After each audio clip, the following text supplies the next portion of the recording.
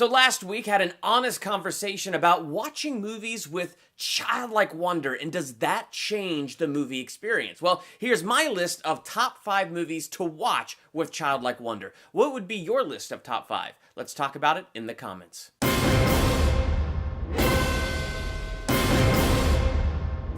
Welcome to Durbania. I'm Durbin, and this is my video, Top 5 Movies Best Watched with Childlike Wonder. This video was requested by one of my patrons over there on Patreon, Ted Harrington. This is what he said in the request. He said, ever thought of doing a top 5 movies that are better if you watch with a child's enthusiasm instead of a grouchy old criticizing adult?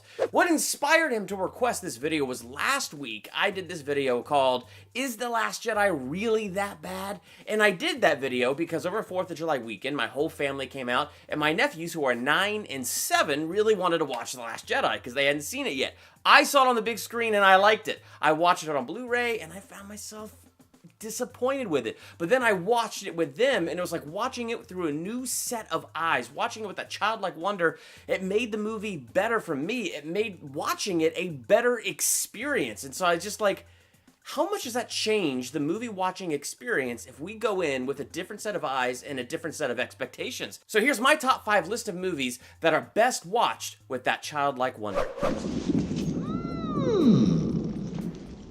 I hate your whimper. Number 5, The Dark Crystal. This movie for sure is best viewed with childlike wonder. I grew up with this as a kid, so I have this nostalgia with it. And when I was a kid, I loved this movie. I mean, think about it. It's Jim Henson and the Jim Henson puppeteering. I mean, the way that this guy put this stuff together, it really is magnificent, especially for the day and age that this film was made.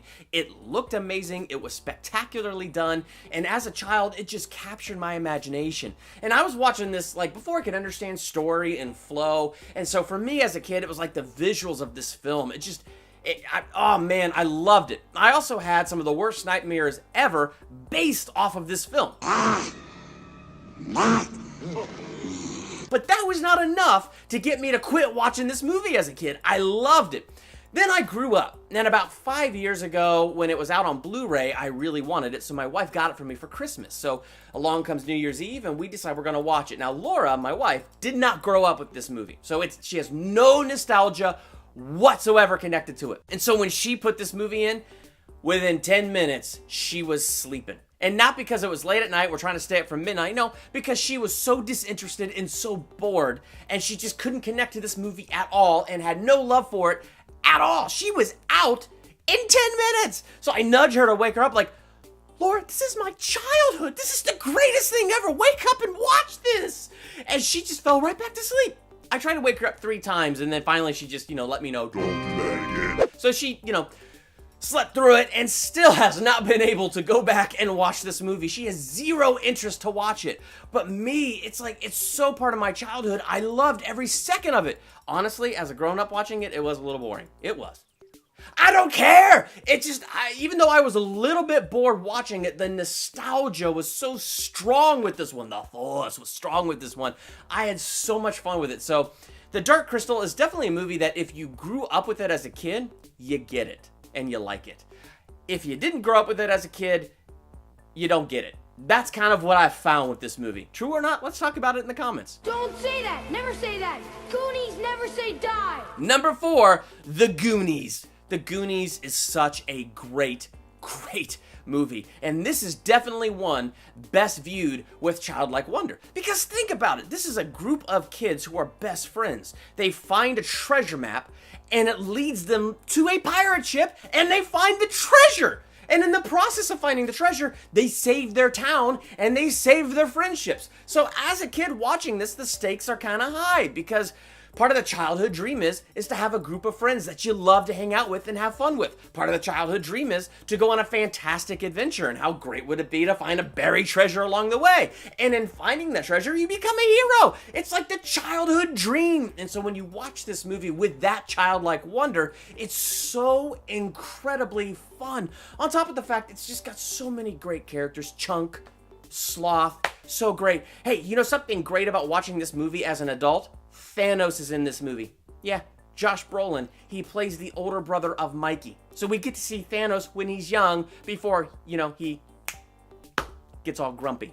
And then Samwise Gamgee! Sean Astin is Mikey, so it's just really cool to look back at some of these great actors and see them early on in their careers in great films like The Goonies. It has its own set of fun to it. Take these two over to the garage, will you? I want them cleaned up for dinner. But I was going into Toshi Station to pick up some power converters. Number 3, the original Star Wars trilogy. What I love about the original Star Wars trilogy is even if you watch it as an adult with that adult critical eye, and I'm not meaning cynical and mean, I'm meaning critical, like legit taking apart a story structure and plot points and characters and stuff like that, even watching it with that eye, this movie, or this trilogy, it's so well put together, it's so well written, the characters are so great, all of them so strong, that's what's made it a classic. So even watching it with that adult critical eye, there's so much fun to be had with this movie and so much good to find in it. So that's part of the beauty of this original trilogy.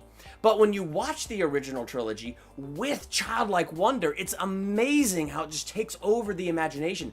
That is what has made the Star Wars trilogy legendary. I mean, it will always be a classic, but what has made it legendary was for those of us who didn't have the prequels or these new ones, but grew up with just the originals and it was part of our childhood.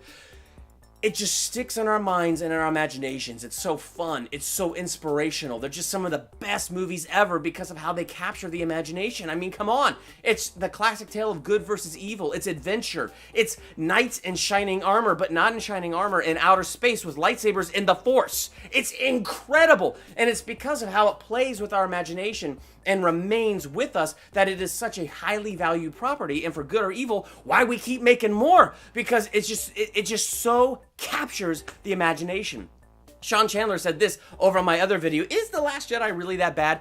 He wrote in the comments, I think people fail to realize how much nostalgia plays into how we feel about past movies. It just amplifies emotions when we're disappointed. There's so many disappointing sequels that don't spark hate, but when you love the original and it ties to your childhood, everything gets amped up. And that's true. It's so part of why The Last Jedi has the response that it has. And I don't want to get too much into The Last Jedi with it, but it just shows you that's why there's such backlash, because of how highly we regard the Star Wars trilogy. Luke Skywalker is a character that if you grew up with that trilogy and you grew up with that franchise, he's a character you look up to. Because unlike Anakin in the prequels, Luke overcomes his demons. He faces them, he's tempted by them, and he overcomes them. He's such an inspirational hero. You have this inspirational hero around so many fun heroes like Han Solo and Chewbacca, R2-D2, C-3PO, Princess Leia. And so you have all these inspirational characters that you can keep looking to, and just, it's hard. Like, how do you take this and put it into words? You just know that when you watch this original trilogy and you watch it with childlike wonder, it's 10 times more fun, and it just reminds you why this franchise still lives. Easy, miss. I've got you. You've got me! Who's got you? Number 2, Superman the movie. This is one that is truly best watched with childlike wonder, because this is what made me love superheroes. As an adult and watching it with a critical eye, it's incredibly cornball, very hokey, and it's just, I don't know, there's just some lines and some setups in this. I certainly hope this little incident hasn't put you off flying, miss. Statistically speaking, of course, it's still the safest way to travel. However, when I watch it with the nostalgia that I had as a kid, because it captured my imagination as a kid, I don't care about any of that. I don't care. It transcends all of that. As an adult, it's fun to look at Christopher Reeve playing Clark Kent, because he actually made Clark Kent different enough from Superman that you would believe they're two different people. You would think, never in a million years, Clark Kent is so slouchy and nasally and clumsy, there's no way that this guy is Superman. But when you're watching it as a kid, let me tell you what I saw as a kid. I was always the small kid. I was always the nerdy kid. Everybody was always so much bigger than me. So as a child, I'm watching Superman the movie. That has always stuck with me. That on the outside, he is this nerdy small kid, but on the inside, he's Superman. So it's not a big deal that he's so small and people talk down to him and stuff like that, because in reality, what's inside is greater than what's on the outside. And so I always found that inspirational as a kid. Now, that's me as an adult putting it into those words. As a kid, I just found it inspirational.